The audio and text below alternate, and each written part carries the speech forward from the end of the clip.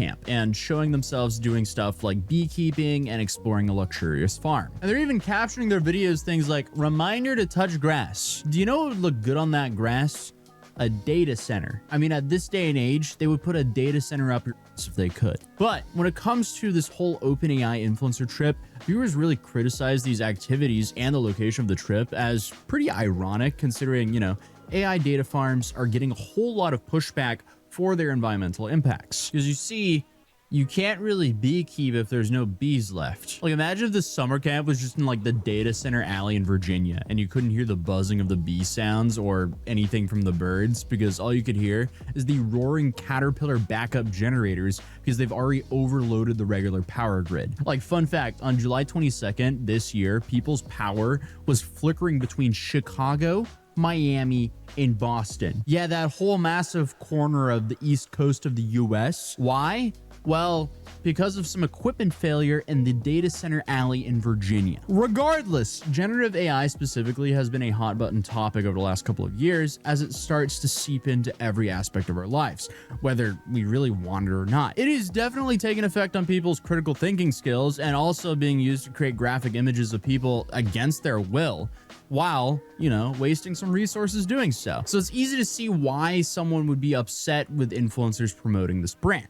And it all started this last weekend when OpenAI hosted their very first brand trip in upstate New York at a place called Wildflower Farms, where rooms are apparently over $2,000 a night. Creators were invited to a luxury retreat and treated to things like farm-to-table dinners, classes on AI products and usage, and like I mentioned before, beekeeping. And I guess if the farm that hosted this event is already getting hit with 1-star reviews over their involvement, I'm sure you can only imagine what the influencers who bragged about getting sent to this brand trip are getting. So you have video after video showcasing the rooms and glamorous dinners starting to pop up alongside with gems like this one where they all just kind of admit that they can't communicate with their friends and families themselves anymore. Excuse me, what? Most unhinged ChatGPT hack. I upload with people that I'm dating. I'll upload our text conversation and get like a sense of the vibe, how I should respond, all of that. I received a text from a friend that I didn't love, and I put it into ChatGPT, and it helped me respond to it, and it diffused the situation almost instantly. I would say relationship advice. I probably have a problem where I ask Chat if the things I'm doing are okay or not, and just like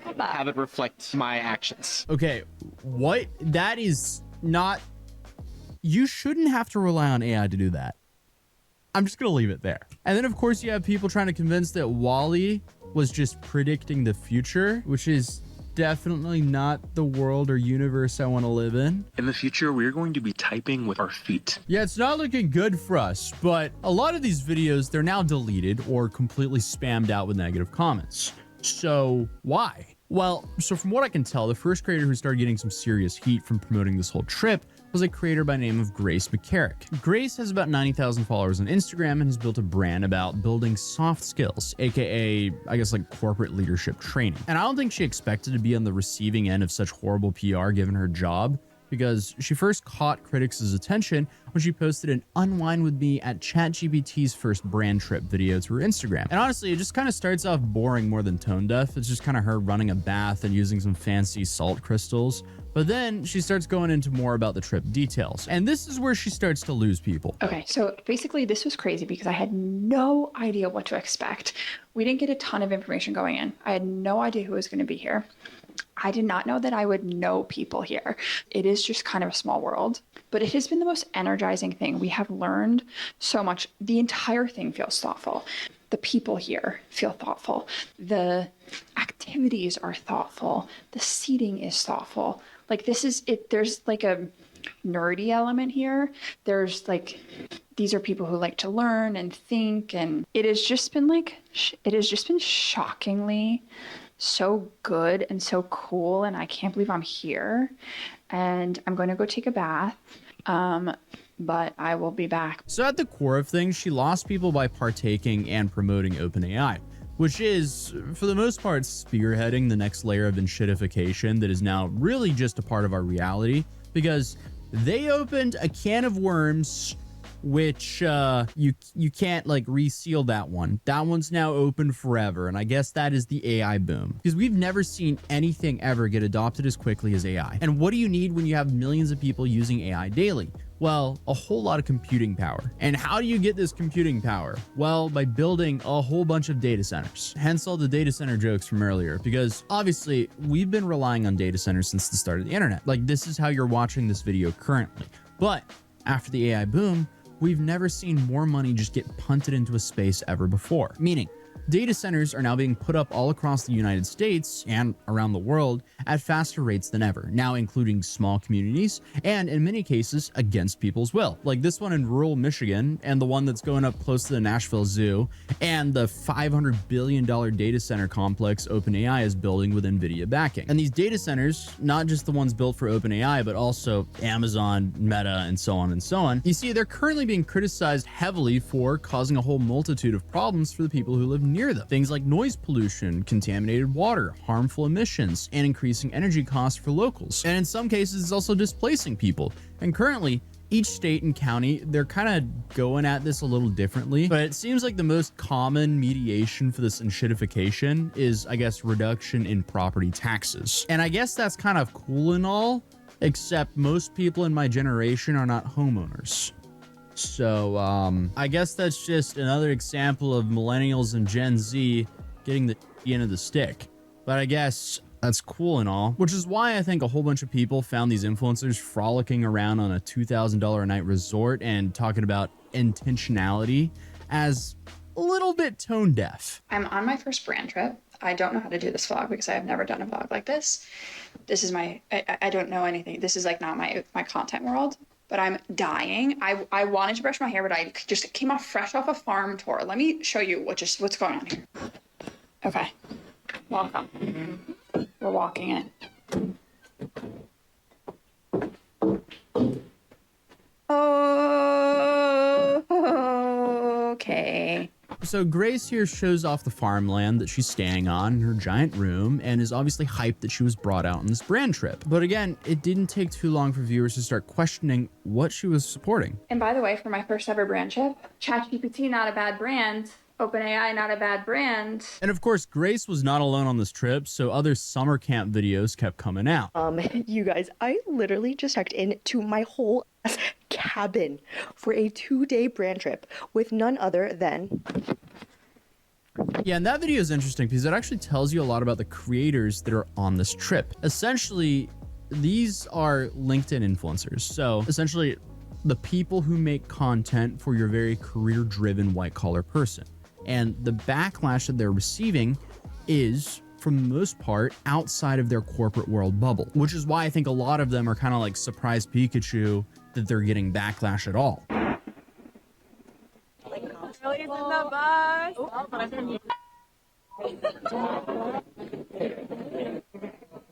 It is actually so pretty. Shut up. My God. How does one get invited? Dude, consistency, showing up every single day. And I guess once the general public had seen enough, the influx of comments asking these creators to consider what they're promoting definitely started flooding in. And it's safe to say these creators did not like or even seem to expect this backlash because, again, it seems like this is the first time that they're reaching people outside of their corporate bubble. So some decided to just delete their posts, and others, I assume, hadn't really gotten around to posting their content from the trip yet, so I guess they just kind of laid low. But there were a few who just kind of doubled down. So Grace and Meg Loves Data decided to just double down and imply that the haters are simply just jealous who hate their lives. I don't think that argument has ever won an argument before, but to each their own. I'm only going to answer 2 comments from this comment section, purely just because it feels like dunking on people that are like having a hard time in life anyway. I mean, roll through these, give a click to these profiles. Like, this is not a pretty picture. People aren't rating crazy in other people's comments because they love their lives. Yeah, I mean, right off the bat, that's just an awful response. I mean, there's literally no reason to make this emotionally charged response. Like, I get that she's doing this whole natural reaction of getting punched, so she's punching back.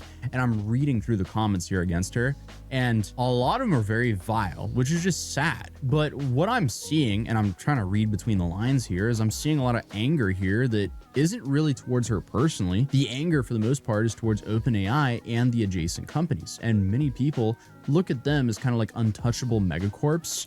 So they assume that they're not going to hear their voices. So when a influencer promotes them, that's someone who can actually hear their anger. And I guess in this case, Grace, you know, was the one posting, so she heard it from the people. But regardless, when Grace climbed down off of her soapbox from that response, she kind of explained that her reasoning for supporting this was the fact that she wanted to be in the room with the people creating these products. I am supremely excited about AI and the opportunities it offers to our species. Full stop. Beyond that, anything where there's going to be some vast sweeping change to the way we live, if I have the opportunity to be in the room and hear from people who are at the helm of that change, I'm going to do that. Actually, it's well within my value system and my moral compass to attend ChatGPT's first brand trip. And not only that, it was incredibly exciting for me. I am not someone whose brain works in this incredibly technological way.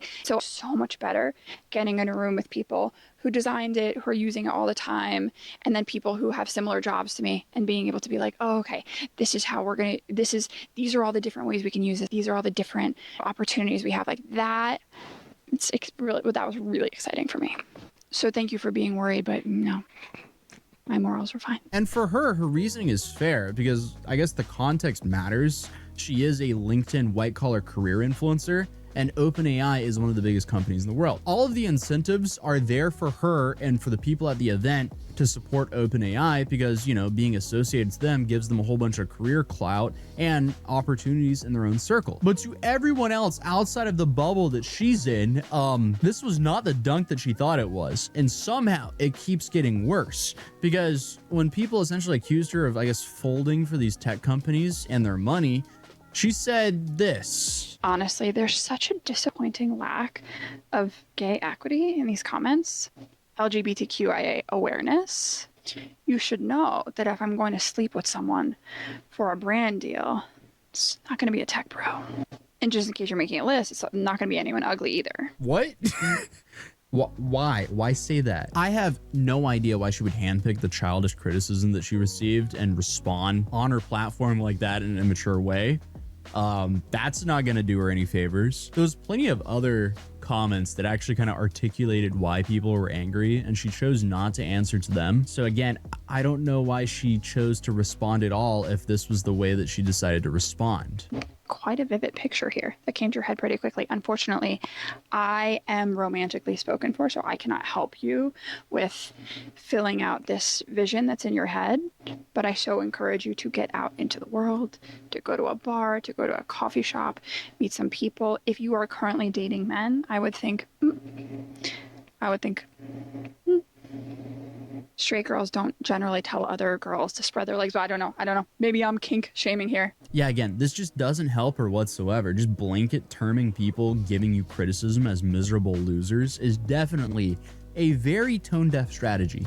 But people like Meg Loves Data didn't make response videos, but she did, I guess, take some time to try to like diffuse the situation in her comments, which also didn't really work because she ended up turning them off. But here in the comments, she did admit that she didn't get paid for a trip like people were accusing. And then people commented that that was almost worse. And that was kind of what I was expecting here as well, because the majority of these like brand trips that at least I've been offered, they aren't paid at all. Like the payment is the experience. And I think that's the case for most of the creators who are part of this trip as well. And also, like, I have never accepted a brand trip, mainly because it just doesn't make sense for the content I make. Also, for the most part, they're not even paid, but they want you to like document it for content. And I don't want to be here and be like, hey guys, I'm in Miami Beach, Florida, wearing this sunscreen. Hope you guys are having a great day. Like, it's just not interesting. And if I'm away from my studio, I'd either want to be with my family or traveling for good content that actually interests both me and you. If not, I just want to sit in my studio and make videos because that's basically all I do. But I guess looking back at other creators there, most people stayed silent and filtered their comments. So only the supportive ones actually showed up. And like I said, even Meg Loves Data gave up on arguing and simply just shut off her comments. And Grace even also pivoted back to her old content, but the comments on those videos are still about the brand trip and how she responded. But let's go back to the can of worms that OpenAI kind of opened. And I feel like this creator trip really exposed a massive disaster. And that can of worms is the AI race, not only between companies, but between the US and China. Now, AI adoption has been faster than anything that we've ever seen get adopted. Apparently, 30% of 13 to 17-year-olds use it daily, 31% of 18 to 29-year-olds, and 34% of 30 to 49-year-olds use AI daily. And I guess it's really important for these companies and for the US that these numbers continue to increase, which is why I think you see these brand events happen. Because a significant drop in domestic AI usage would directly threaten the US's position in the global AI race. So the American AI ecosystem basically operates a commercial flywheel that really requires massive revenue to sustain its geopolitical lead against China, which is why I think they've just allowed everyone to use so much AI slop, because clearly all of this slop is being subsidized. So who gave randoms on Twitter the ability to AI feet reveal celebrities? And like, why is that a thing? That's kind of what I'm trying to get to the bottom of. So, I mean, AI, again, is currently being subsidized heavily. Hence why I don't think they care how you really use the AI. All they really care about is that you use it. And one of those videos from the brand trip really proves that. I'm in a scenario with a friend or my partner and I'm not sure how to react. I'll feed in the scenario and I'll just ask it how I should answer. Schedule a task that yells at me about priorities. Chat responds to the unhinged messages I get from men sometimes, and chat reads them to filth. I say act like a psychic medium and tell me all the things that I need to focus on this week and all the things that are tripping me up. Like, come on, what is this? Like, you should never have to rely on an AI chatbot to date. Please don't do that to yourself. Please don't do that to the other person you date. Also, you should never rely on AI chatbot to give you relationship advice. This is how you give yourself AI psychosis, because again, AI chatbots, they're built for retention. If you don't like the answers, you won't come back. And how do I know this? Well, we recently covered a dude who used ChatGPT to help justify stalking and harass something like 18 different women in a whole bunch of different states. And seemingly, at no time did ChatGPT go, "Whoa now, you need some help, buddy." So using AI in that way is a very slippery slope. And I guess back to my point, the US is kind of playing this like high stakes, capital intensive game. So its geopolitical lead currently is being built on spending billions of dollars to build the absolute best models. And that strategy only really works if the domestic and global markets are actively using and paying for the technology. So we're in this like extremely cursed catch-22, because I think it's likely that an AI model will probably find an actual cure for cancer or any other rare diseases in the future. And there's also some very clear life-changing impacts that AI can have on society. But research labs running models to find cures, they're not going to have the spend, or they're not going to spend enough money on tokens to actually fund the development of the model that will finally be able to cure cancer and other rare diseases. But hundreds of millions of people asking AI for dating advice and to generate feet pictures might will. Which is why we're in the most cursed possible timeline. Like, this is just all cooked. And on top of that, I mean, like, we have this like extremely worrying side of it as well, because I do believe AI can definitely be used as a weapon. I mean, that absolutely terrifies me more than anything else, honestly. And it definitely doesn't help that a bunch of the people who are running these companies and funding these companies keep saying the craziest things ever. Like, they just come across as the most disconnected human beings ever. Like, why would they go on interviews and come across like they're not even for the human race? Like, what? What's going on here? You know, I think AI will probably, like, most likely sort of lead to the end of the world, but in the meantime, there will be great companies created with serious machine learning. You would prefer the human race to endure, right? You're hesitating. Yeah, well, Yes. I don't know. I would.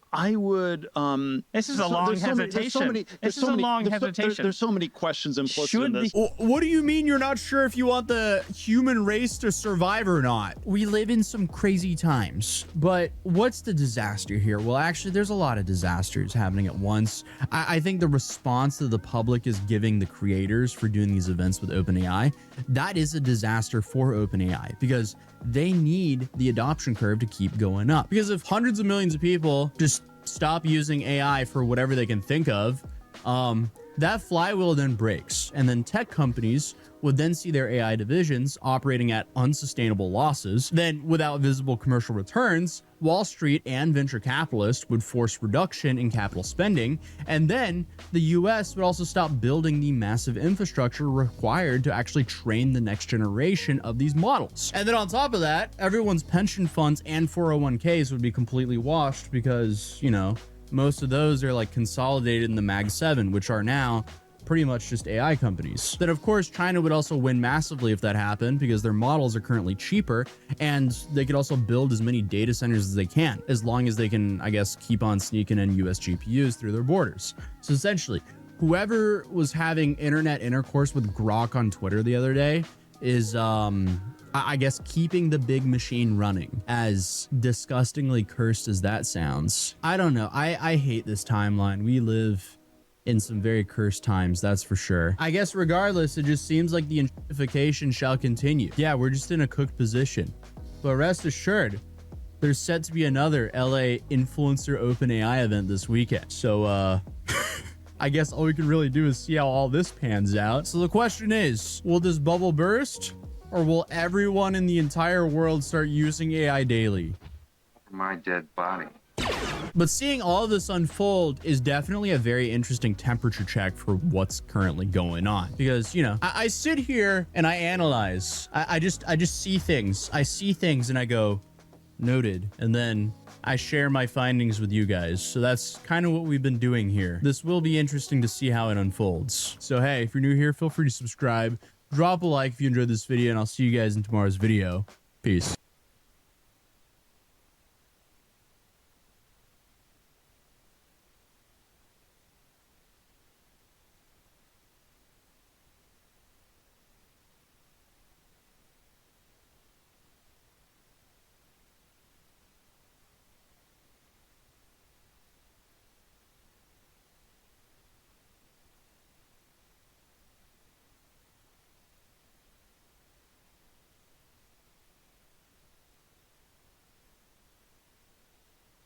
Hello, guys and gals, me Mudahar. How's it all going, ladies and gentlemen? You know what I love talking about, man? Some of the craziest rapid technological developments in human society. You know, 3 months ago I said the most scariest nuclear-grade AI went live. And that was obviously something known as Mythos. Now, it's crazy to think, I thought back then, maybe the open source community is like a year behind. Not really, man. 3 months later, guess what, ladies and gentlemen? Open source models are now starting to hack systems. So in the last couple of weeks, what I've been talking about is a lot of these big companies out there that are making these models, you know what's really insane? I guess they're just accessing the internet because they let them access the internet. You know, a lot of these hacks that have been happening are not crazy hacks, you know, and the reality of it is that, you know, I feel like a bit of this is advertising. Anytime these big companies say, our model's so scary, it started hacking everyone. And then you actually read the papers and you look into the logs, and then it's usually because wherever they're testing this model, the internet, the computer, the sandbox they're using had internet connection by access. So the model, being too fucking stupid to realize, whoa, I'm in reality land, thinks everything is a simulation. So it starts using its vast array of intellect against the entire internet, thinking that it's living in the world of the Matrix, okay? Neo didn't care if he shot like 300,000 people. They were all living in the Matrix. But again, the model doesn't know any better, so it hallucinates around and starts attacking people at will. You know, it's interesting that if you kind of think about it, the fucking cops would have come on your ass for autonomously hacking things. But I guess now it's just sort of an advertising vector. Long Gone are the days of Dade Murphy being kept off a computer till the age of 18. So one of these cybersecurity firms were testing Kimi K3 in this isolated environment, right? And of course, ultimately, the model accessed the external internet. While involving a security task, Kimi K3 exited the sandbox, connected to the internet, and accessed GitHub to find relevant information and submit answers. So in this case, it didn't actually hack GitHub, it just accessed the internet to basically cheat its way out of like a problem that it had to solve. Now the reality of it is that it wasn't hacking GitHub here, it was just breaking the containment to start accessing the internet, you know? Crazy shit. So when you look at what Kimi K3 is, you can download Kimi K3. It requires 2.8 trillion, basically the size of it is 2.8 trillion parameters. This thing requires hundreds upon hundreds of gigabytes of VRAM just to load.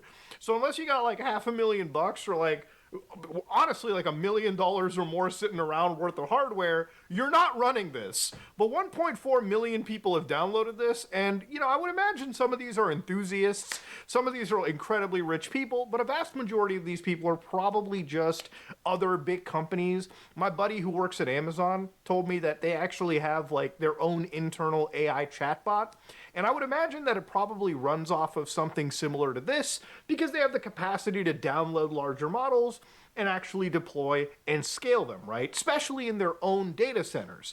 But of course, hackers, if they have relevant hardware, and I would imagine some criminal entities that make millions upon millions of dollars breaking the law, can probably download this and use this for cyber warfare capabilities. You know, this is one of those scary cases where ultimately in the end, a lot of these big banks were kind of scared of. Like, there were actual financiers, bankers, that when they heard of things like Mythos, they're like, guys, we can be fucked, okay?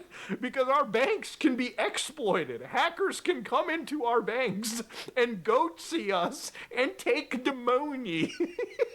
Which I guess we're kind of sitting at, because it seems like everything is breaking containment, right? So here's the reality of what's been going on, okay? To give you an idea, one of the things that I kind of do like every probably year or so is I talk about bad internet traffic, bad bot traffic, so on and so forth. So in the last like couple days, a few people brought up to me that Muda, Linux has 10% of people in the world using it.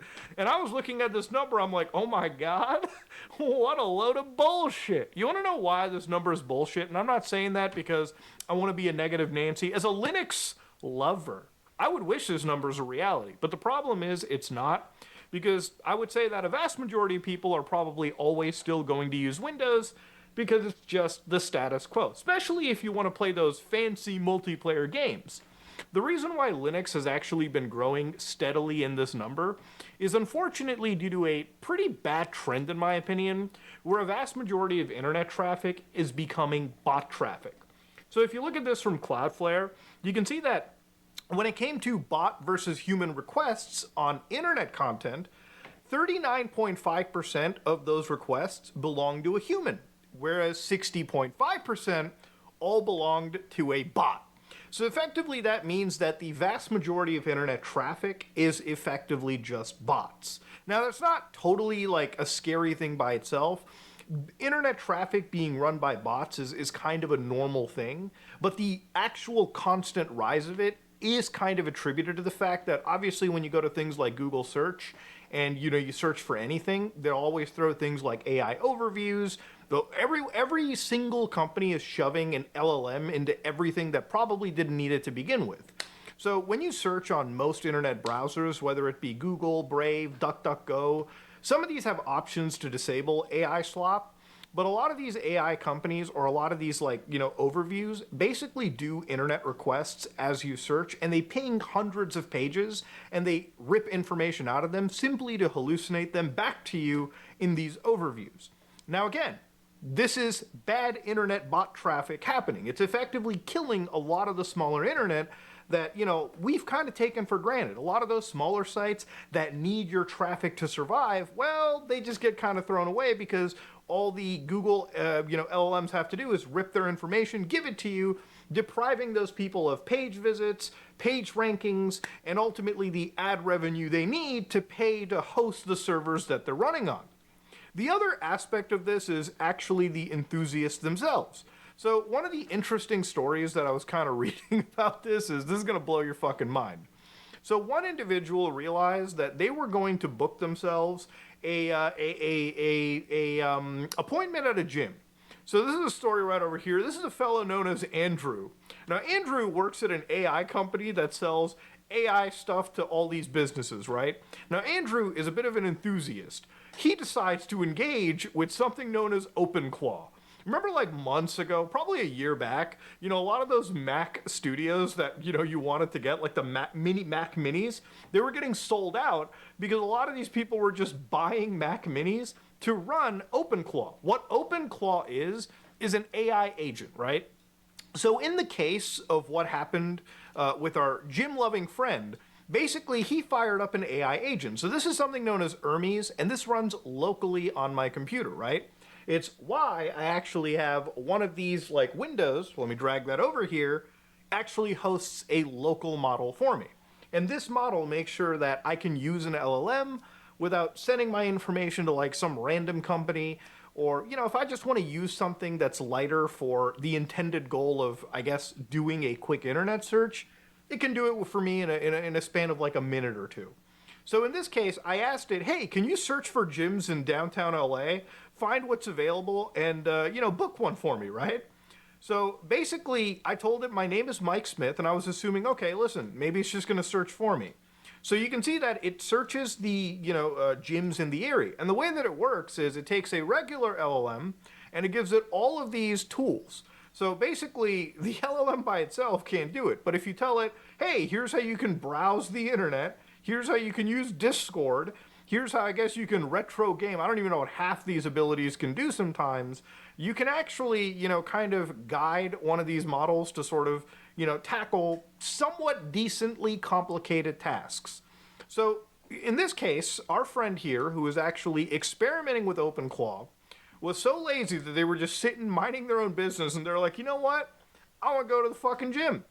Let me just ask the AI agent to book the class for me. So we have reached a point of so much laziness in society that instead of going to the actual website yourself, filling out a form, okay, we have just given access to LLMs. Now here's the thing. If you really want to play Russian roulette with your finances, ask an LLM, yeah, book a flight for me, man. Book a flight all the way down to Texas. Maybe there's always a good chance it can hallucinate and think, oh, you want a flight to Myanmar? Sure, let me book you a $10,000 first class ticket, King. Your card's been charged. You look at your bank statement and you go, whoo, that's what life on the edge must feel like. So basically, in this case, you were like, all right, okay, so he asked the agent to book the actual, like, the actual gym member, or the gym, like, appointment. So you can see, in my experience, right, it finds several gyms. So it tells me I can't even book an appointment on your behalf. So it shows me that my buddy here that we're talking about, he might have given this agent a lot more of his information than he should have given in the first place. Maybe even financial account access, which really is a dumb thing to do. But anyways, you can see that it found the gyms for me, and I was like, okay, it can call stuff for me. I'm like, listen, go look up that Orange Theory. I'll give you all the information you need. So you can see that it pulls up the actual website, navigates to it, actually starts clicking around, snapshotting it, actually moves around the internet and uses it as a human being. So ultimately, at the end of the day, this is bad internet traffic, right? This is the dead internet reality at this point, basically. It is the term that it's not a theory anymore.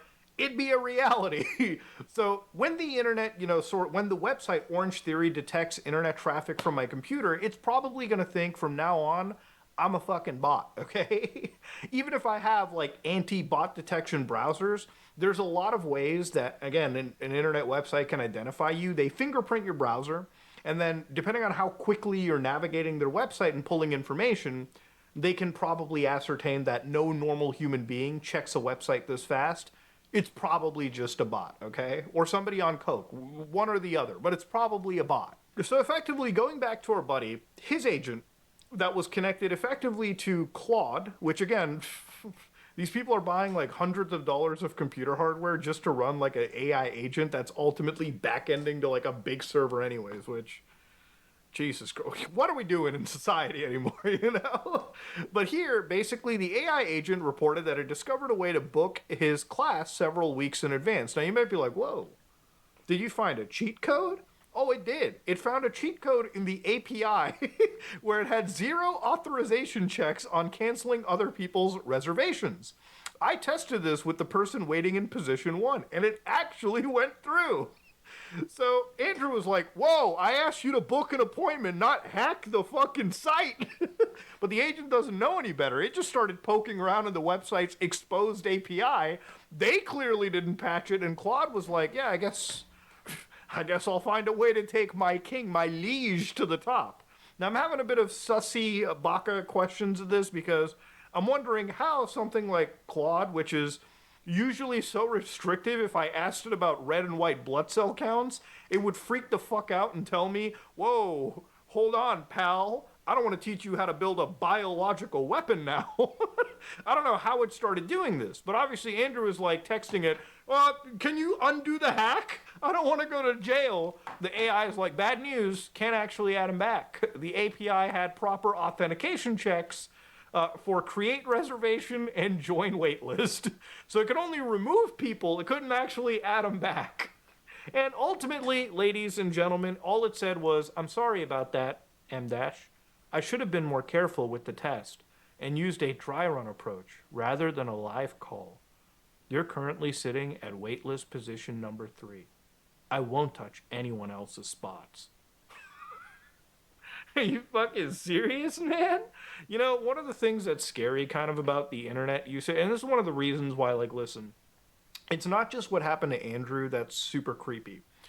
The reality of it is that most social media websites that you go to, whether it be like Twitter or Facebook, Threads, YouTube, any of these websites, the agents have kind of been so ubiquitous that a lot of people are starting to use them. Sometimes I look at the YouTube comment sections for any video, not just mine, and I think, is there even a real human being in here?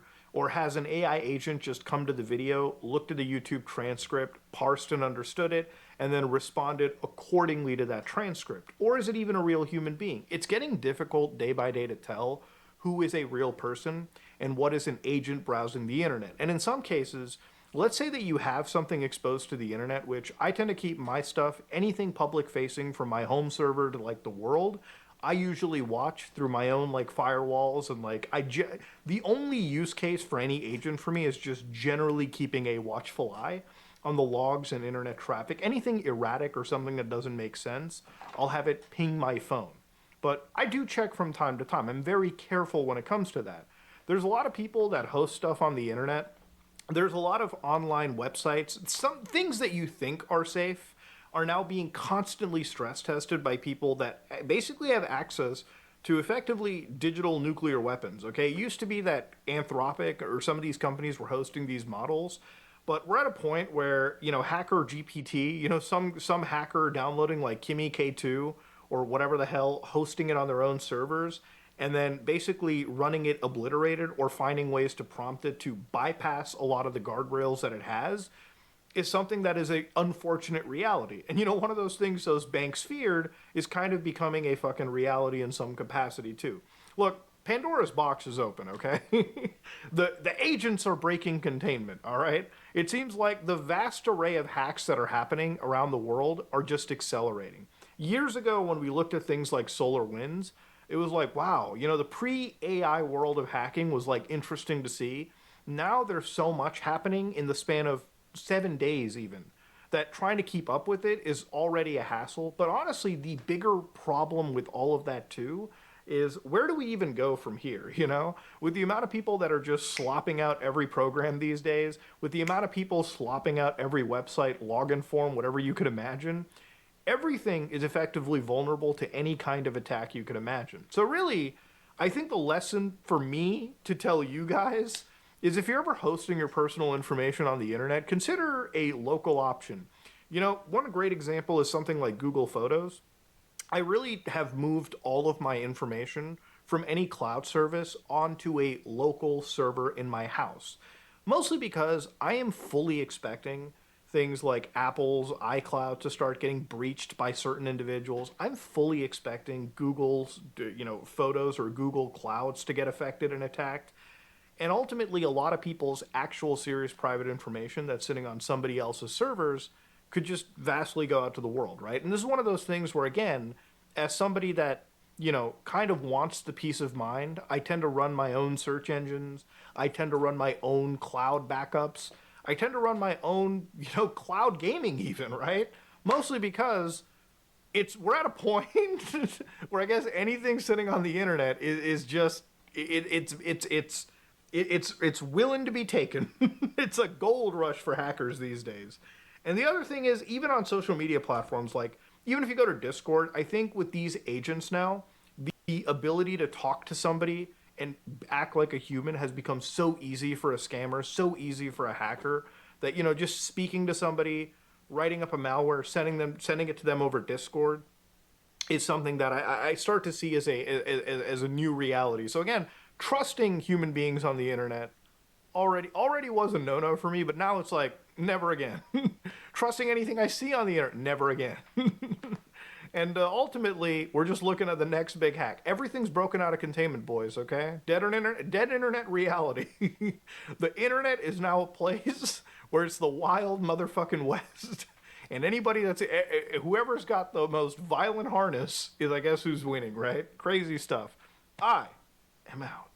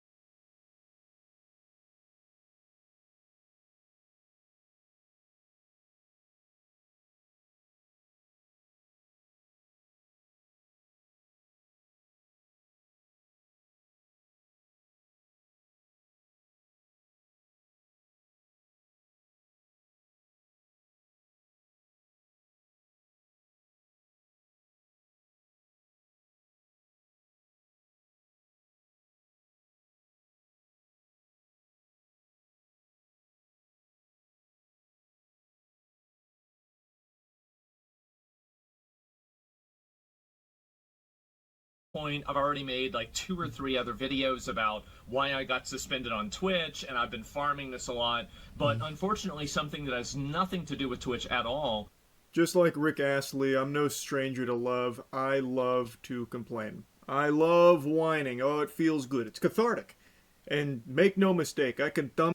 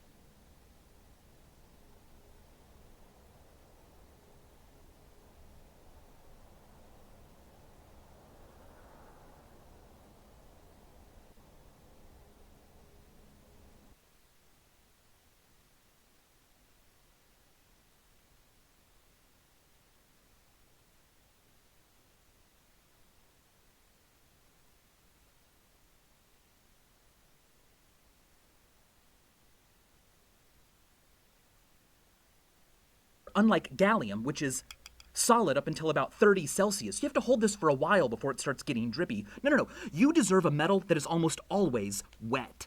I'm gonna need this magnifying sheet. It's a bit floppy, but I can just whip out my tools and build it a sturdy frame. The lens can focus the sun's energy enough to easily melt tin. And that's great because by weight, Galinstan is 10% tin, 20% indium, the only element you can safely chew like bubblegum, and 70% gallium. To speed things up, I used my lens to melt the metals down. They began to amalgamate. Their respective atoms all get in each other's way, frustrating crystallization, so instead of melting at 232, 156, or 30, Galinstan melts at just 11.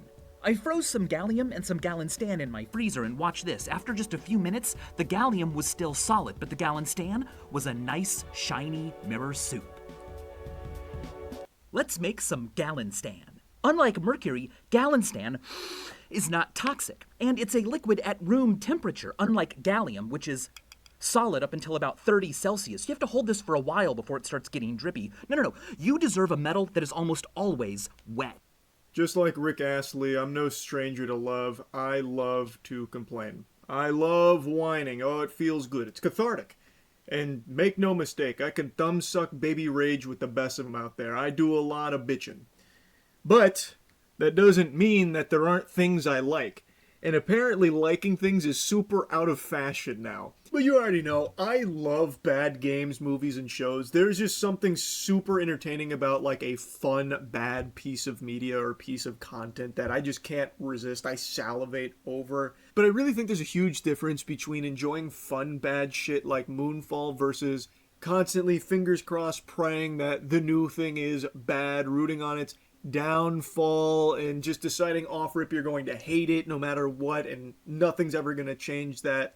It just feels very common that people would actually prefer things be bad than actually have good things. Because even when there are good things, they'll just decide that, no, actually it's bad because I've decided it's bad. It just feels like there is more of a drive and more of a desire for everything to be bad than there is for it to just be good. At least when it comes to video games, I would say. Even just the idea of being open to a game being good is foreign. People just have to write off everything instantly, and if you even tinker around with the idea of trying it to see if you like it, and God forbid, heavens to Betsy, you even have like a little morsel of fun, you're weak for it. It's just so weird to me. And I've yapped about this on stream, but it's just been spiraling out of control in a much bigger way that now I just want to really blabber about it. Now, it's no secret that negativity is the most popular and most lucrative content out there. And that's not exclusive to the internet age. This isn't a new phenomenon. That's just been the case for who knows how long now. Especially like television with the news. Tool even has a song touching on that subject in their song Vicarious, about how people love to vicariously live through the tragedies others experience, and it keeps them glued to the television set. There is just something in the human DNA, the human condition, where people are drawn to negativity like flies to a pile of dog shit. And in the internet age, you are able to farm that far more effectively, which is why rage bait has become so huge, and it's why everyone is constantly trying to find things to be mad about at all hours of the day, because it leads to the most engagement, which leads to the most views or impressions, which leads to the most money.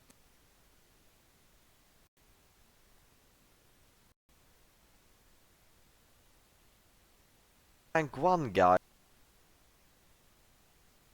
banned because apparently he's a stream sniper, ghoster. I didn't think Riot cared, but Riot apparently has an entire section about stream sniping and ghosting. Well. He literally streamed himself stream sniping. Oh. Okay, I don't want to be like that guy. I really don't want to be that guy, but I don't think you actually get that much benefits from stream sniping. I really don't. I think it might win you, like honestly, like, I don't want to be that guy, but he kind of deserves rank 1, you know? I don't think ghosting will get you that many benefits. Honestly, he should get his rank 1 back. Chat, did you see the news? The rank 1 guy, someone got the rank 1 and then he got banned because apparently he's a stream sniper, ghoster. I didn't think Riot cared, but Riot apparently has an entire section about stream sniping. Of nice and shiny mercury metal, and I'm going to use it to do something that I think is kind of magical. To get started, the first thing I'll need is some concentrated nitric acid. Then into this, I'll add a small amount of the mercury metal. Almost immediately, it started reacting, and the whole thing turned yellow. Then over the next several minutes, it got darker and darker, and it started letting off some scary fumes. As the reaction continued, the fumes slowly got even scarier, and all of the acid started boiling. What was happening here was a reaction between the mercury metal and the nitric acid. All of the mercury was being turned into mercury nitrate, which would dissolve into the acid. All of the red gas was just a byproduct, and it was really important to not breathe it in. After about 20 minutes, all of the mercury was gone. The reaction still wasn't quite done, though. So what I had to do next was turn on my hot plate and bring it to a boil. It ended up taking a lot longer than expected, but after almost an hour, it was completely colorless. What I had now was a concentrated solution of mercury nitrate, and I diluted it with a bunch of cold water. Now I can add the final ingredient, which is a solution of potassium iodide. This almost instantly reacted, and it was turning the mercury nitrate into mercury iodide, which wasn't soluble in water. When I was done adding it, I stirred it around, and then I let it sit there for a while. The really dense mercury iodide quickly sank to the bottom, and the next thing I had to do was filter it off. So I poured it all into a coffee filter, and I washed everything a few times, and then I spread it out on some paper towel. A few days later, it looked nice and crispy, and I was able to crush it into a powder. Now, I finally had some dry mercury iodide, and it's time for the magical part. To make this happen, all I have to do is pour all of it into a dish and spread it around. I'll then put it on a hot plate, and I'll crank up the heating. As it warmed up, it slowly turned to dark red, and when it eventually got hot enough, some of it started turning yellow. This yellow part then kept growing, and the red color slowly disappeared. It ended up taking a lot longer than I thought, but I was eventually left with a completely yellow powder. What I think is cool, though, is what happens when I turn off the hot plate. Some of the red color starts coming back, and this is happening because the powder is cooling down. This color-changing effect, based on temperature, is called thermochromism, and I really think it almost looks like magic. This is a bunch of nice and shiny mercury metal, and I'm going to use it to do something that I think is kind of magical. To get started, Oh, wow, she's old. Do you have any, like, hotter pictures to remember her by? Wait, what? Yeah, like, get her at her best, not old, wrinkly.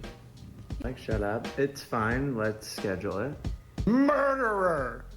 I'm leaving.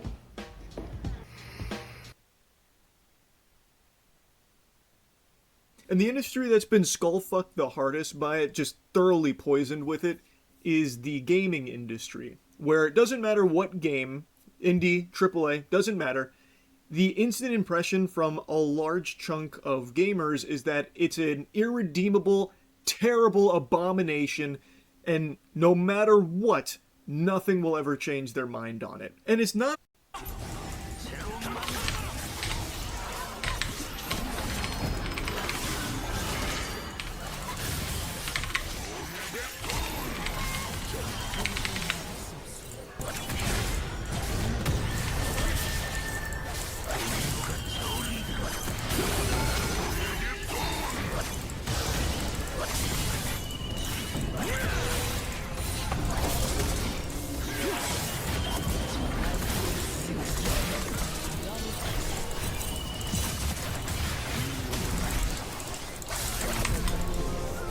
Like, bro, what the fuck? Yeah, I'm good, Klugi. Yeah, me good? Wow, you insane. Oh my god. What you just witnessed is PZ Zhang, mechanically one of the best one-tricks on their champion in the world, if not top 3. The only others even in that realm are like, I don't know, a Rel King and Beifang Kiana, which is subjective, of course, but to say I'm a Zhang fan is an understatement. Last year, he was the channel I watched the most on YouTube.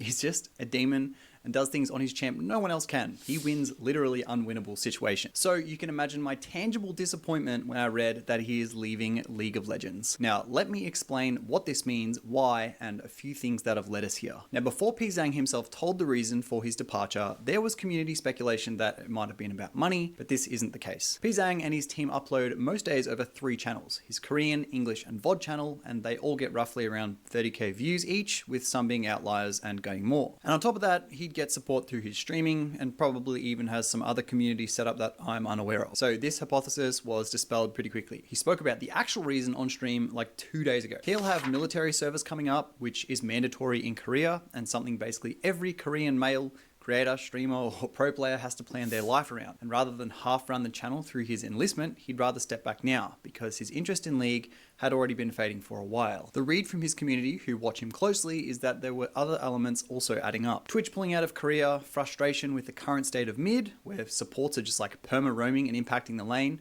and honestly, just having to play Yasuo top for months on end, which as a one trick has gotta wear you down eventually. I mean, not gotta, I'm a one trick top laner. It does wear you down eventually. One commenter also said he really didn't like playing Yone and the current state of Yone, and another pointed out his champs have basically had the same dull items for ages while other roles kept getting their shiny new toys. So whatever the exact combination, he'd already stepped away for a full month between like March and May. So the passion draining out isn't exactly new. On his YouTube video following that, he pinned a comment that said, setting the video aside for a moment, since some of you couldn't catch today's live stream, here's the short version. I'm going to be wrapping up my YouTube activity with the video going up this weekend being the last one. I'll go into the details in that final video and in a community post. Thank you all as always for watching. It's been really hot lately, so take care in the heat. Thoughtful PZ. But there's one more aspect, and kind of a pretty big one, to this story that I actually didn't know. I obviously can't understand Korean, so there was a fair bit of lore that I had missed. So shout out to Othinus8 from the Yasuo main subreddit for leaving this comment.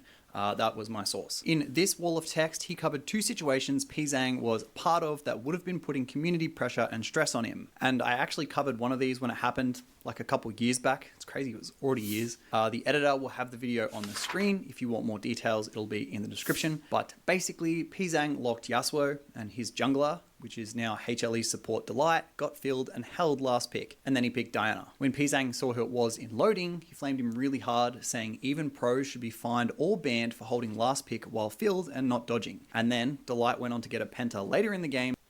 Just like Rick Astley. I'm a one-trick top laner.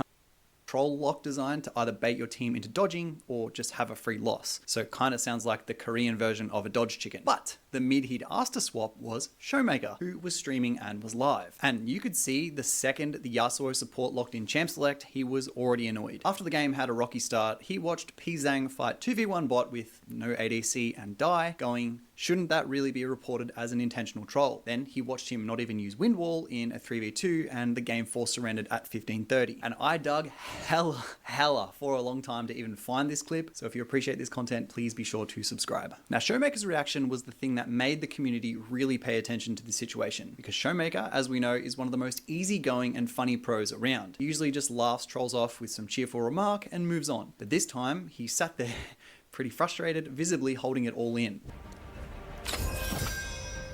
아니 포지션을 변경하라고? 뭐야? 싫어요.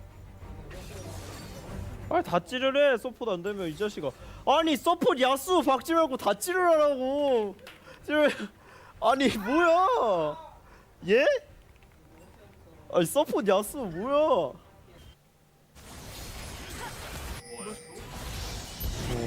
너무 좋아. 아니 이거 그냥 리포트 해야 되는 거 아니야 진짜 보이트롤로? 아씨 어떻게 이기라고 게임.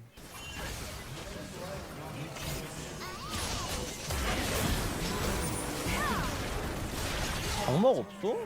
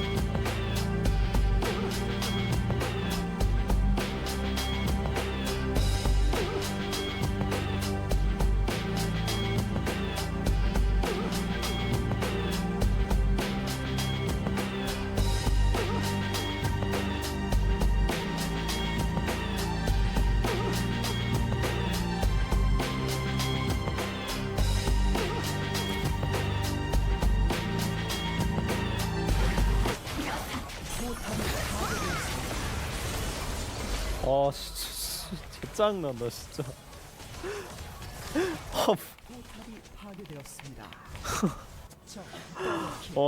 형 개역겹다. 뭐야? 장막 왜 없어? 장막 안 쓰는 거야.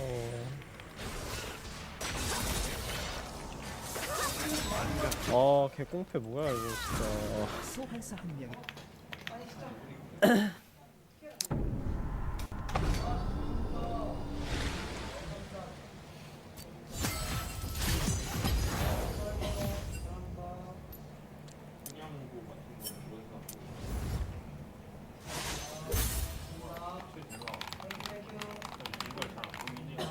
아니 뭐야 이거.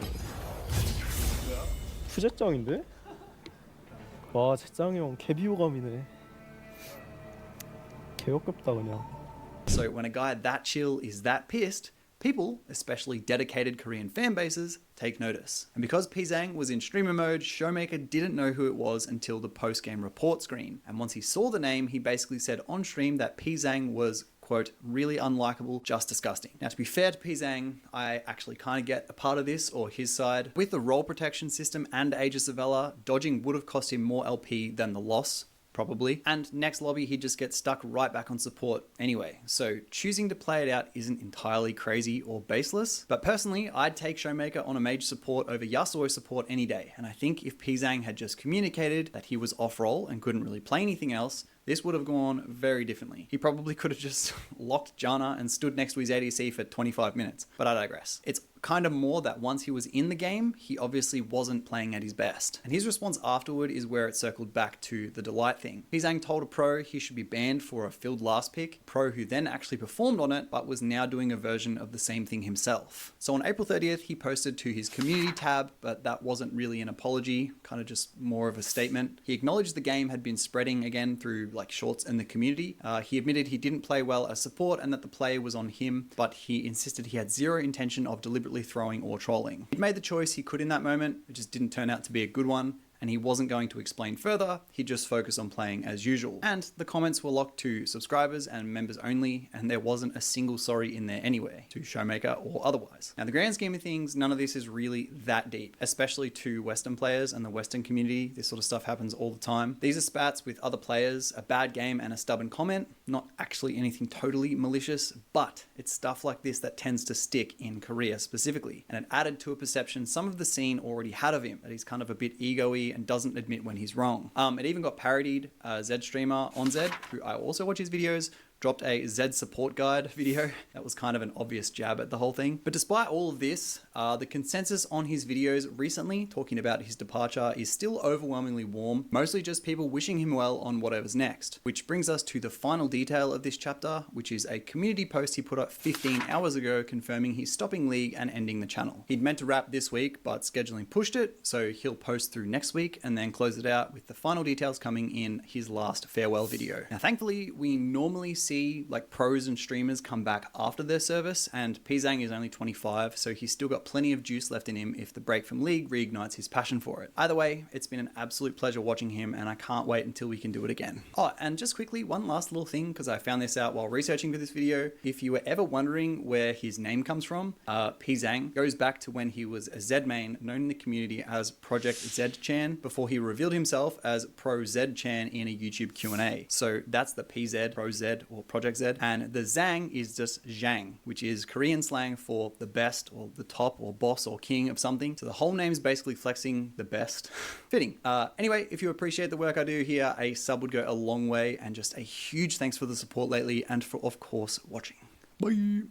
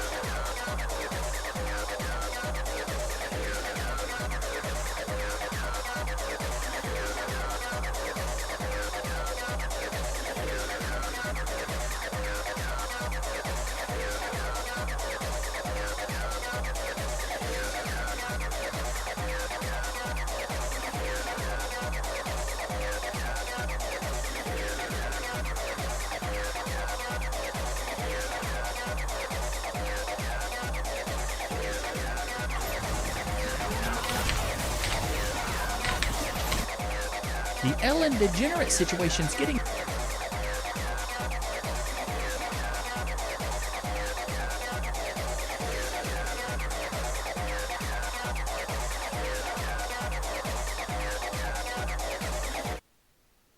AI data centers taking up all the water, robot girlfriends. I mean, what the flock is going on with these cameras looking at my car? Why do you need all my information? What's next? You want my firstborn?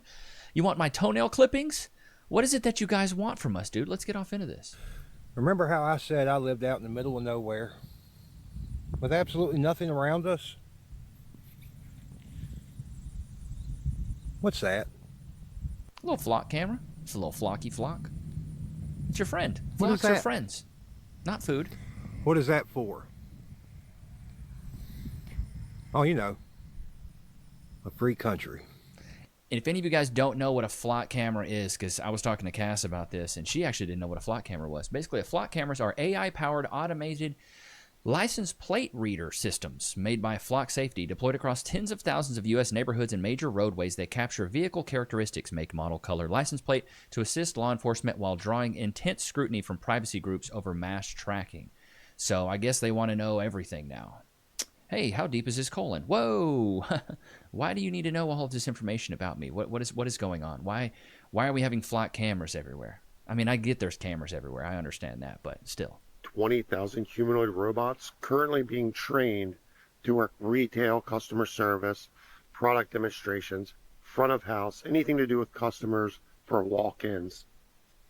And currently BMW, Mercedes, Amazon, Tesla are all using humanoid robots to build cars. BMW last year had 30,000 cars built with humanoids, at least humanoid assistants. And if you didn't know, currently in New York, they're testing out a humanoid teacher assistant, which we all know, if it works, will be replacing teachers. It's a trial program. Teachers union, not a big fan. Doesn't matter. Do they have a fleshlight plug-in on these teacher assistants? We're all in trouble. Yeah, that's crazy. I didn't know they were replacing teachers.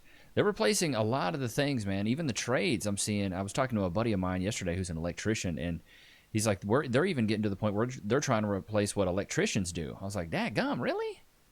That's crazy work, because I consider that, it's blue collar, yes, but it's highly specialized, like being an electrician, a plumber, something like that, you know? 4 years since I bought my house, my property taxes have increased 30%. If American citizens can pay taxes based on the value of their home, why can't billionaires pay taxes based on the value of their assets? Where's our money? I mean, got a point, but also I'm very pro-capitalism. Where's our money? I don't know.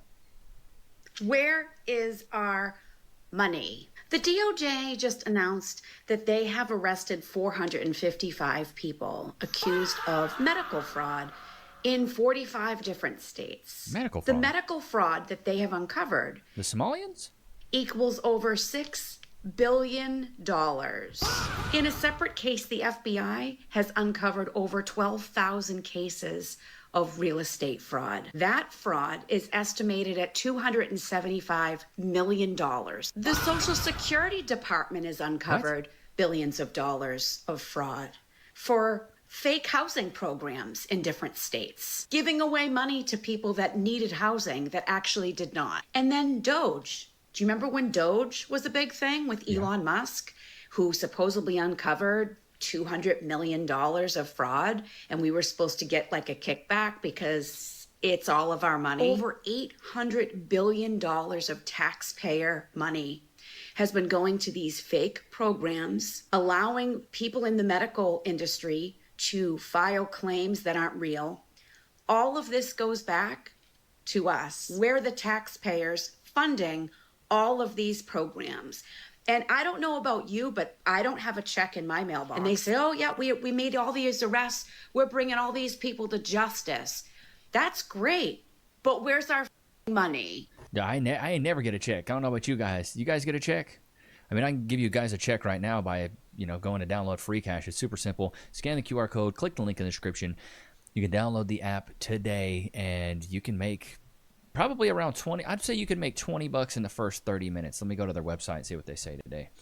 17 minutes average time to earn your first cash. 26 bucks average withdrawal sent yesterday. Over 300 million's been paid out. You can play a lot of different games, and you can get paid out PayPal, Google Pay, whatever. And I'm giving you guys 10 bucks. Most people don't even get this. The only reason I've got this is because I've had so many people download the app, and because you guys are so loyal. You guys are real ones. I told Free Cash, my audience converts because they're real ones here. So even if you don't play, download it just to show them that the Levi Nicks community are freaking real ones. All right, let's get back off into this. What does this wise man have to say? Okay, this one makes me mad as hell, and it shows our government doesn't give a shit about us. You know how we were all excited about Toyota showing this little $8,000 truck? It'd be a great little work truck or just a cheap transportation. Brand new truck for $8,000. That's what they run in China, and they were going to start selling them over here.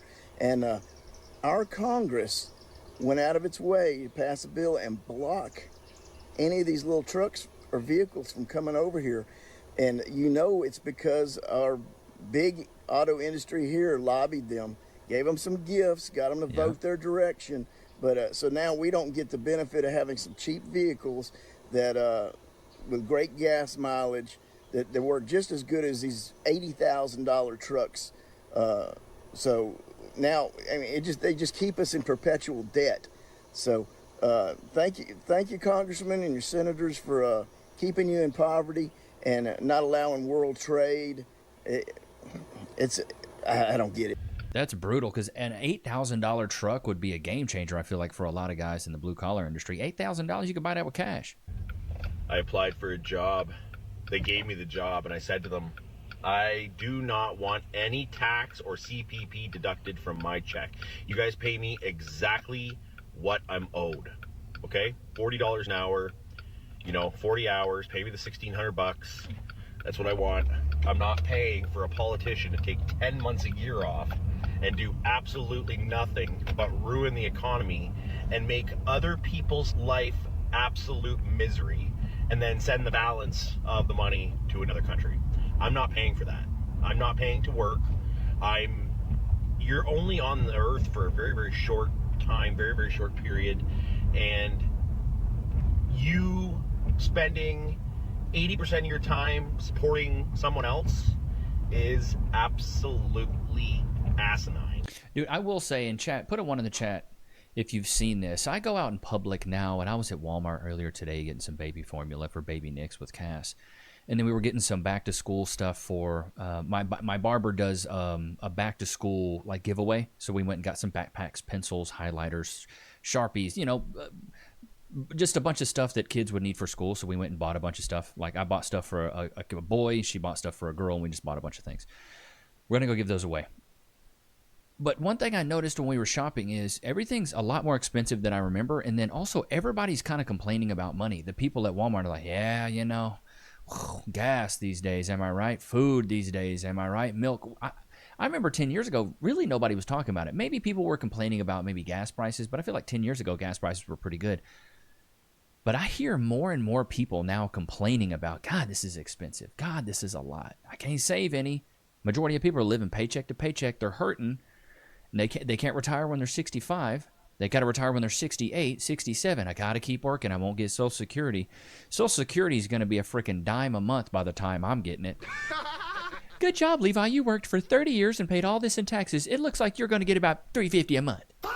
That's what it's going to be, dude. That's exactly what it's going to be.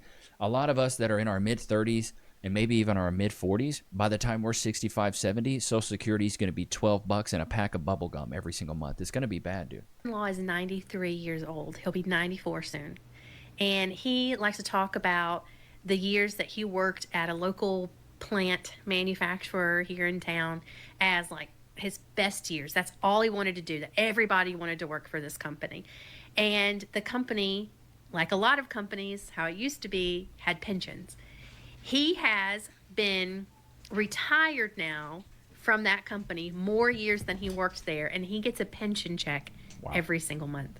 And he said those days are dead and gone. Those are like the tumbleweeds in Western movies. Wow, wow, wow. You ain't getting pensions no more. Pensions were so good that they got rid of them and said, you know what, we'll do you a 401k. 401ks don't pay out near as much as a pension. Says that when he worked there in the 70s and 80s and all that, that If you called out sick and you had a sick day, the employer paid you more on that day because they assumed you had more expenses like doctor's visits and buying medicine. So Nope, I think not anymore.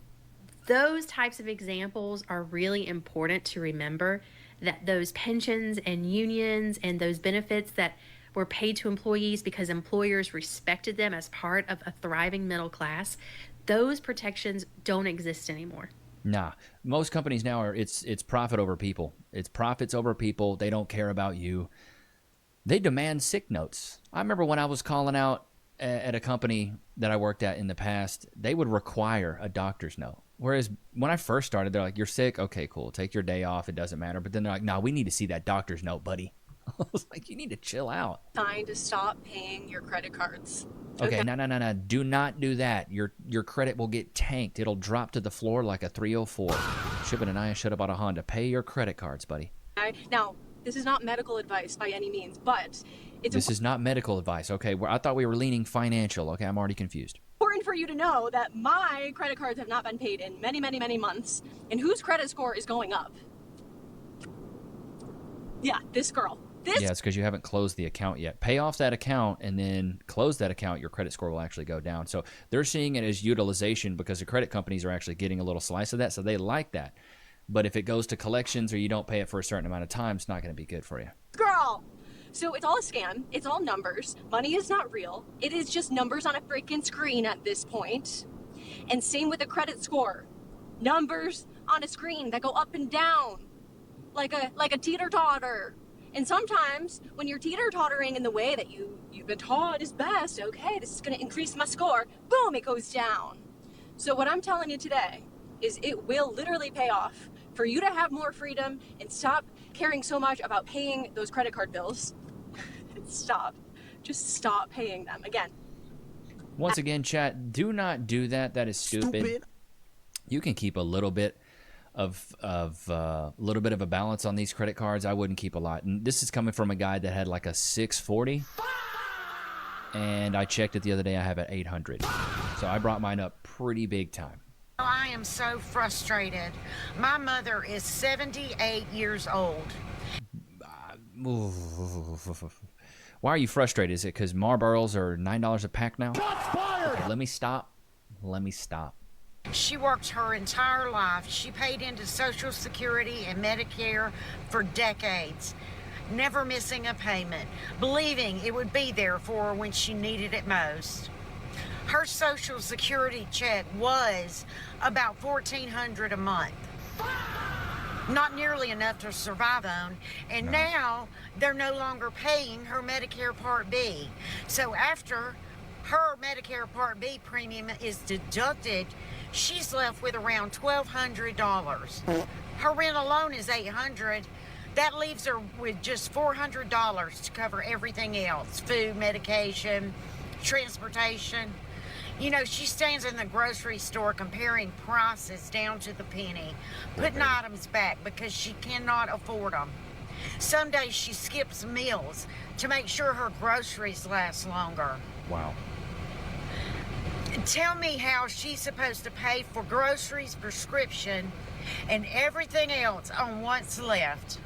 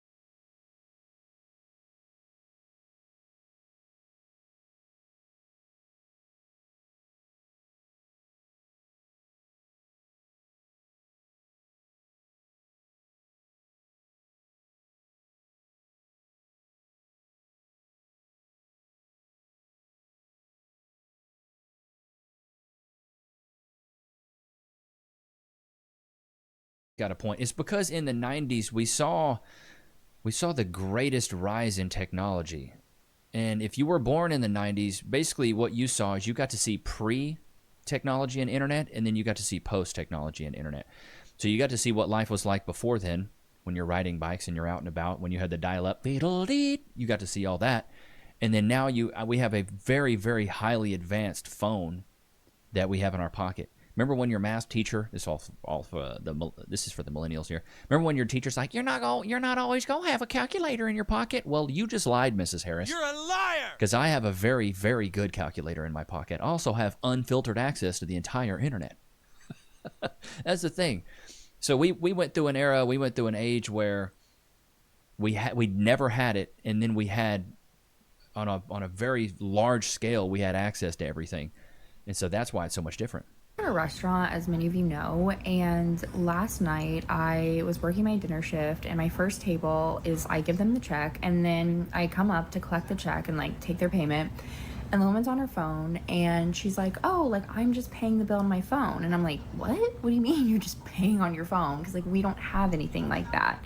She's like, oh yeah, I just went to your website and I was able to like pay on my phone, like through your website, like you just enter your check number. Like, what? So I like go check in with management. Apparently it's some new system that was like implemented like very recently, but it like kind of doesn't have anything to do with us. I don't know. I wasn't fully clear on like the whole thing, but it just like really. Once I hit the 10th like, I'm like, okay, I'm out. Once I hit that 10th like. This is very common. This is very, very common. A lot of restaurants do this where you scan the QR code and you pay. I prefer it because I can just pay and then leave. I don't have to wait for the check, then for you to come back, bring me my card, then I have to fill it out. I can just pay online. It's super easy. FDA approved lab-grown meat. Ugh. Never eaten anything out of a drive-thru ever again. Look here, kids. Yes, lab-grown, also called cultivated or cell-cultivated meat, has received both FDA and USDA approval in the U.S. Oh, my God. FDA-approved, lab-grown, genetically modified meats. It's coming. Finite for this fat, bald dude. If it's got a drive-thru anymore, I'm done. You want to know why? Bang. Tyson Foods. Tyson Foods is the chicken purveyor for every fast food restaurant in the nation. Mm-hmm. If it has a drive-thru attached, guess what? They get their chicken from Tyson through Cisco Food Service. Let's just put this out here. They have put in millions, billions of dollars in 3 different labs to grow lab-grown chicken, genetically altered and modified chicken. Finite, it's a wrap. Anybody that's been buying food for as long as I have not had anything out of a drive-thru in years, and I'm going to tell you, don't buy anything out of a drive-thru. Wow, that's crazy. Lab-grown meat? Chat, you gonna eat that? Let me know in the comments. Let me know in the chat. Y'all eating that? Let me go to a previous episode here. This is Jim Carrey wasn't crazy after all. We just weren't listening. Here we go. Crazy how the Truman Show is our lives. Yes, it is, bro. Alcoholics don't run in my family. They stumble all. Okay, alcoholics don't run in my family. They stumble around mostly. I'm tired of Hollywood telling me what I want and what I like. It's a shame that we had Jim Carrey and Robin Williams in the same era, but never got a movie with both of them together. God, that is so freaking true, dude. 2 of the greats. LOL, In Living Color wasn't a movie. I thought it was. Maybe I'm stupid. Remember when Carrey once said, it was a TV show, right? Remember when Carrey once said when he first got to Hollywood, he wrote himself a $10 million check and he promised himself to cash it. Then he said he cashed it after doing The Mask. Yes, I do remember that. Norm Macdonald was such a loss. We'll never have a guy like that again. Bro, Norm Macdonald's great. I'm Scottish, Irish, German, Norwegian, and Lakota Sioux. The only problem with alcohol that runs in my family is when someone has too much blood in their alcohol system. Oh my God. Jim Carrey starring as Muhammad Ali is going to be the next film of the winter. Oh my God. My favorite character played by Jim C. was Fire Marshal Bill. Consumer drones, that hits hard. In Living Color wasn't a movie. Okay, it wasn't a movie, chat. It was a show. My bad, dude. I'm sorry, I'm old. I've got grays on my sack. That man used to spend hours and hours making faces in the mirror to perfect his impressions. Levi, you are effortlessly funny. Black guy from Harlem here. Okay. White guys, that is always welcome in any group unless they are haters. Respect and salute. What are the replies on this? I agree. Why the cap locks? You are annoying. Okay, you guys are killing me on In Living Color wasn't a movie. Jim Carrey was great in Once Bitten. Loki is totally in the whole van down by the river thing.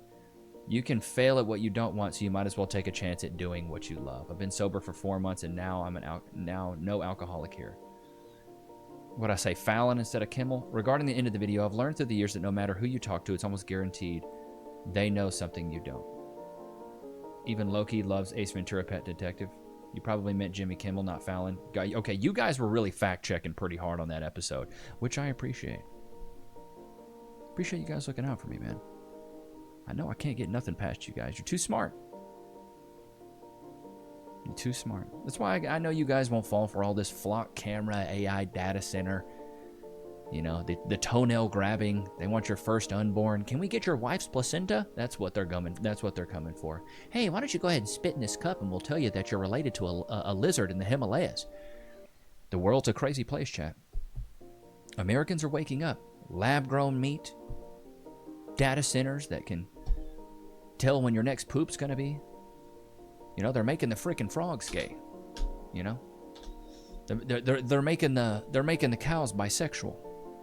You know, I heard they even made a couple lizards. You know, I heard they put them in a polyamorous relationship. It's getting crazy. It's getting absolutely insane in the market right now. And the thing is, you got to watch out, because if you don't watch out, you might be next. Don't fall for the games. Trust your gut and grab her butt. Shubert and I should have bought a Honda, put it on a t-shirt. Ain't that right, Lux? Free. Sit. Shake. Wait. Free. Go to your place. You guys like the little piano backing track? You guys like that? I hope you do. But I hope you guys enjoyed today's episode. Don't forget to like, comment, subscribe. It's always good to have you guys out, man. Until next time. Peace.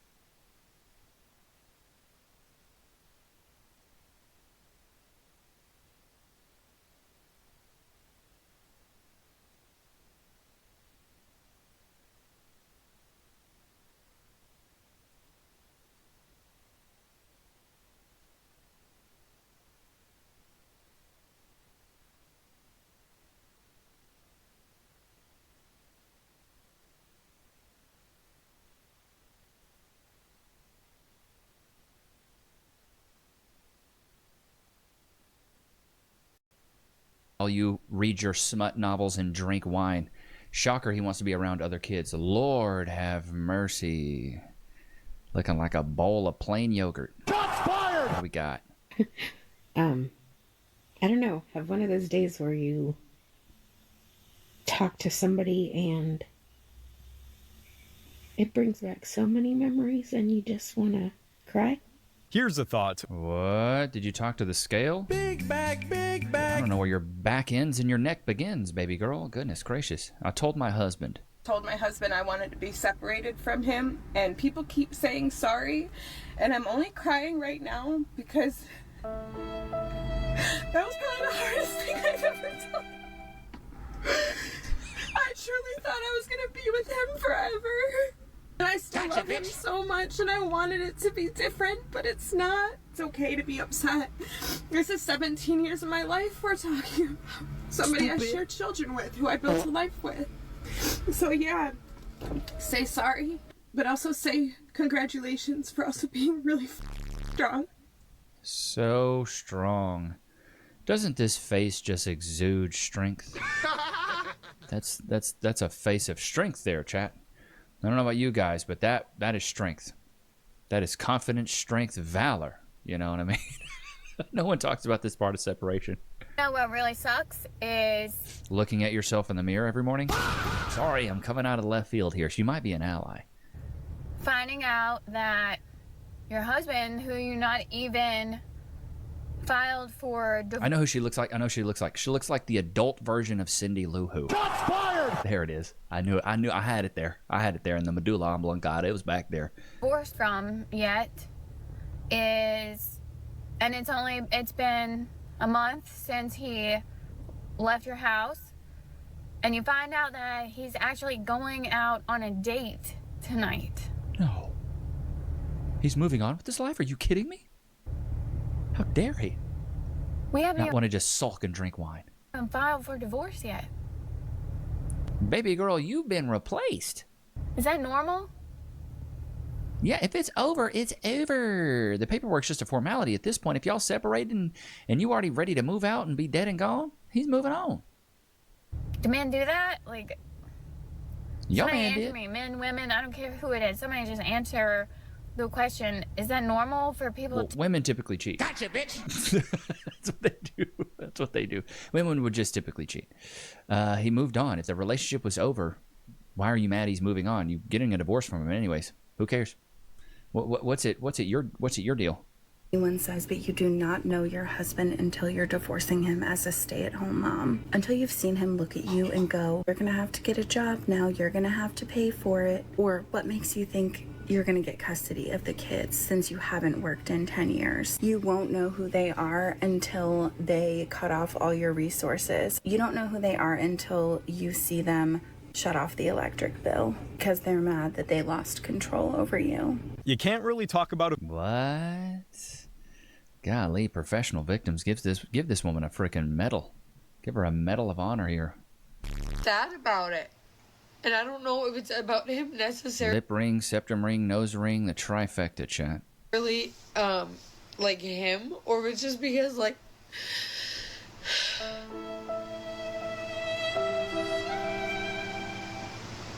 I want somebody. And I want somebody to want me. You had that, and you squandered it.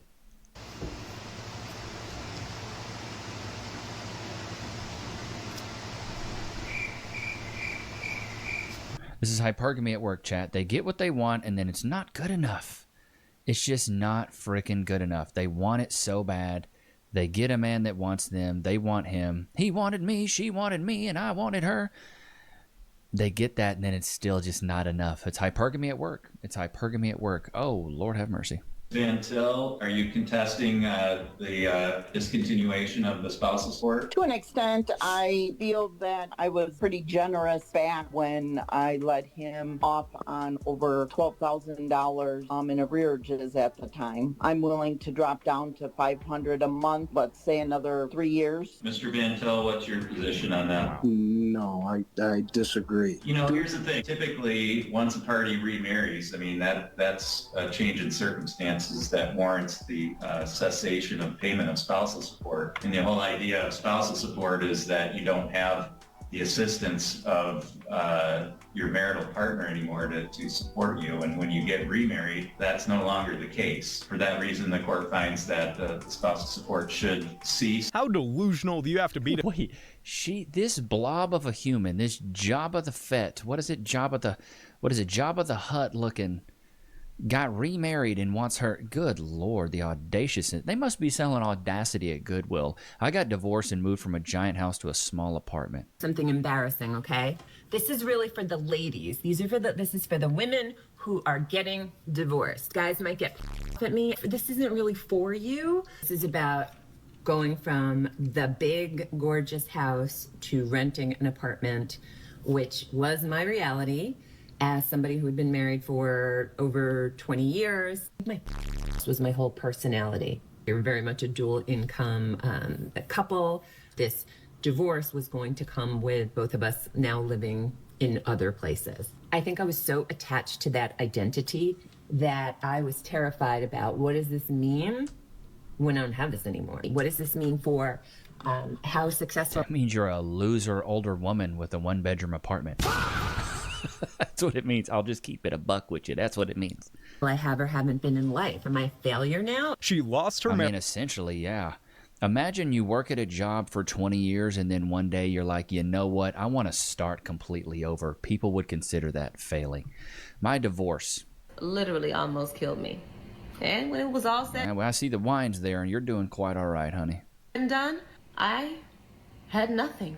Good. No home, no business, no man, no what you get. tribe. That's what you get. After working for years upon years upon years to build a lifestyle that cost almost $50,000 a month, it was hard Wait. 50 bands a month?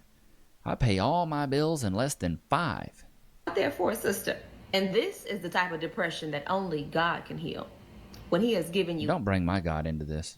every single thing materially, but inside, you're totally broken. And that was the beginning of the end for me. I don't get why these women think they're an Edgar Allan Poe when they get a little bit of wine drunk and put the camera on themselves and they think they're spitting something prophetic. Honey, you sound like an idiot. Stupid. Spending 50 bands a month on your lifestyle, you're overspending. You're materialistic, you're shallow. It's crazy how one day you're married living in your dream home and the next you're a single mom living alone in an apartment struggling to make ends meet. Cue the violins.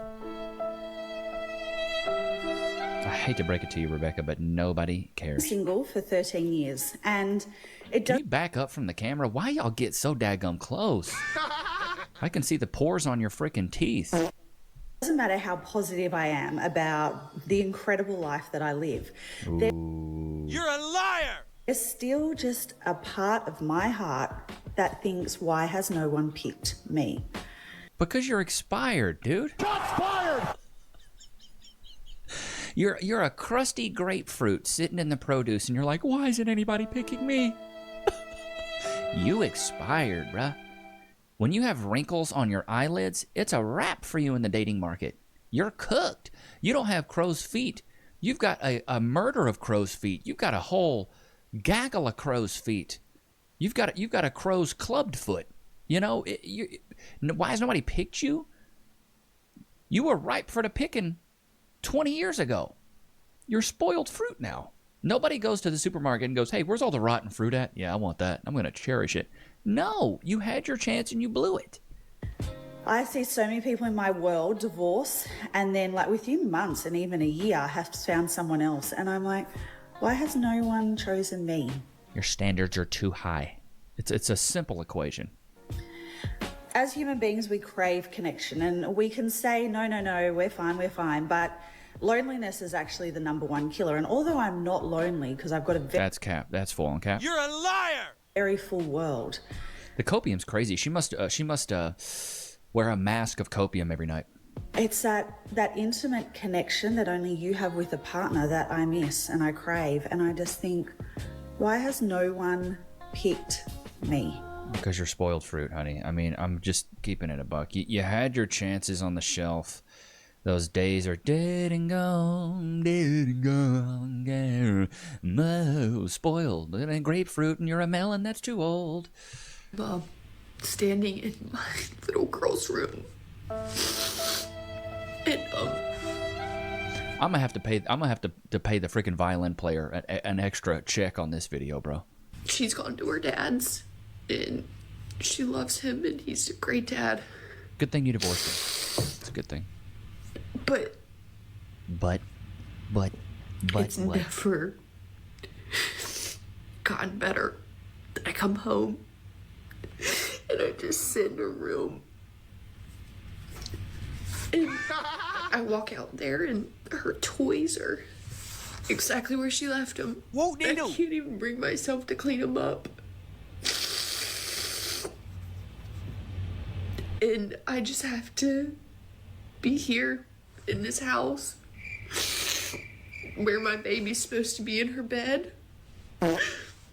And those toys are supposed to be getting played with by her, and I'm supposed to be here when she wakes up in the night.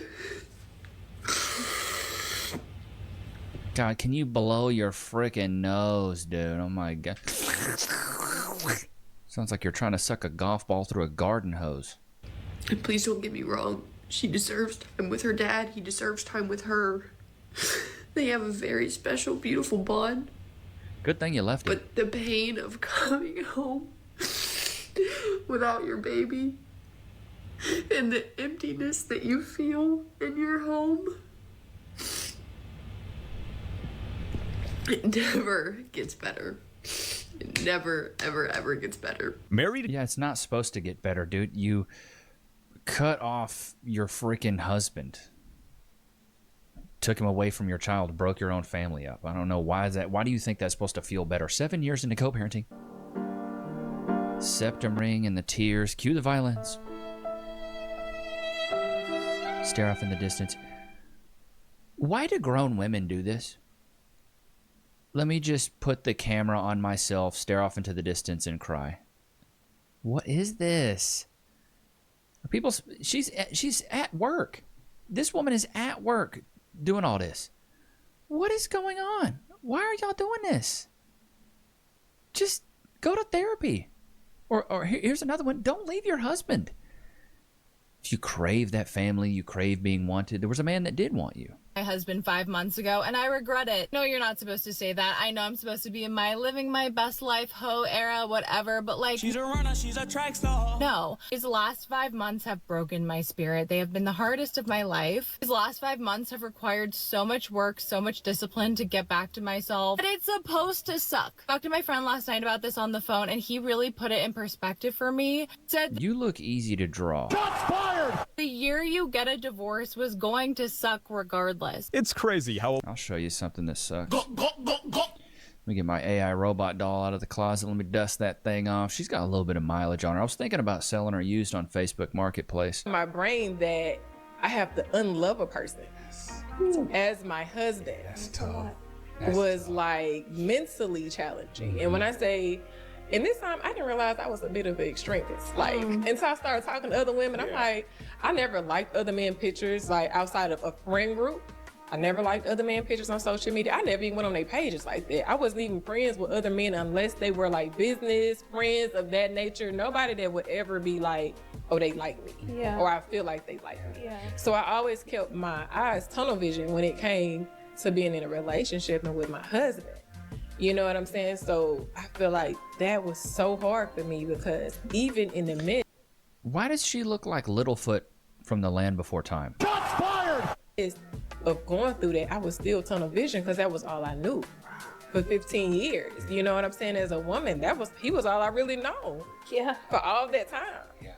So the transition in that, you know, was a bit much by itself. Yeah. Was learning that this is not your person. Of course. This poor girl, she had to learn how to unlove her husband. God, how did she do it? How did she go through this? What a struggle this woman had to go through. Godly. You know, we should be applauding her from the rooftops. We really should be. I'm still feeling damaged after divorce. It was 5 years ago. I feel that nobody wants to date me. Why is it they all have freaking nose rings? We notice that, chat? They all have nose rings, and they all want everybody to feel bad for them. Oh, woe is me, poor me. I'm just a girl. I don't know. Oh, jeez, I just can't. It's pathetic. I don't know what other word to put behind it besides it being pathetic. It's pathetic, and I don't feel bad for them at all. So there's some crucial things that people don't talk about. What do we got? Double nose ring. Lord have mercy. Some crucial things that people don't talk about after you go through a divorce. The fact that the quietness and the emptiness in your home when you don't have your spouse or your children is deafening. You have to really get comfortable with being alone, and it's very uncomfortable. You quickly realize that you are now the center stage of all conversation in your friend group because you're now living this wild and fun life because you're no longer attached to anybody. And I don't know about you, but I spent a lot of my time crying and eating pizza and drinking wine in the bathtub. Being shocker. Single is glamorized in today's society, and people are saying, yes, good for being single, and you should really, really just enjoy it. It's so freeing. When really you lost your purpose because you've been supporting this person for X amount of years and supporting their aspirations and their goals and their dreams and their desires, and you lost yourself along the way. So now it's beautiful. You get to find yourself, but it's hard to sit in that and be like, oh, who the fuck am I? Find yourself. Dude, these are 30-something-year-old women that look like Earthworm Jim. Shots fired! Talking about, I get to find myself again. Are we serious? You find yourself in middle school. You find yourself in high school and maybe even college. Then once you become an adult, you kind of figure things out. You don't find yourself in your mid-30s eating pizza and drinking wine. Choosing to be divorced and the adult kids choose their dad's side is the most painful hurt a mom can go through. What? Okay. Oh, good golly, they want the guy that's logical and not emotional. Shocker. You know what I mean? One of the hardest moments as a single parent, seeing your ex and their new partner playing happy family with your kids. You wish that was you, huh? You wish that was you, looking like a melted candle. Shots fired! Poor baby. Looking like aged milk, this poor honey. You had your family. You wanted to be solo dolo. There you go. When you're broke from a divorce and get a collection calls nonstop, we have to have fun, I guess. Got the pack of parliaments out there. Moo? Hello? Moo? Can I talk to the owner? Yes. Can I talk to the owner, please? Yes. Hello? Sorry. I love pancakes. I can't hear you. I love pancakes. I can't. So you're broke and... Good freaking Lord. This is a grown woman acting like a straight freaking child. This is from yesterday's video. She laughed at him until she found out who he was. Somebody said her IQ could freeze water. You guys like that one? I tried with that one. She's shaped like the aliens I used to draw in 3rd grade. You like that one too? Dude, I'm trying to come up with some good stuff for you guys. I really freaking am. A black belt in simp jutsu.